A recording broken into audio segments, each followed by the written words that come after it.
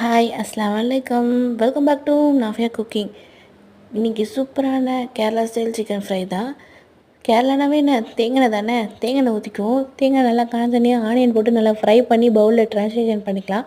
அதே எண்ணெயில் இஞ்சி பூண்டு பேஸ்ட் போட்டு நல்லா வதக்கினதுக்கப்புறம் அரை வெங்காயம் போட்டு நல்லா ஃப்ரை பண்ணி 2 தக்காளி போட்டு நல்லா மசிஞ்சு விட்டுக்கலாம்.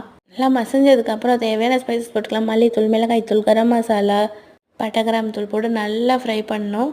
அப்புறம் எடுத்து வச்சிருக்க சிக்கனை போட்டு நல்லா கலர்னதுக்கப்புறம் கருவேப்பிலையை போட்டு ஒரே ஒரு பச்சை மிளகாய் மறந்துடாதீங்க.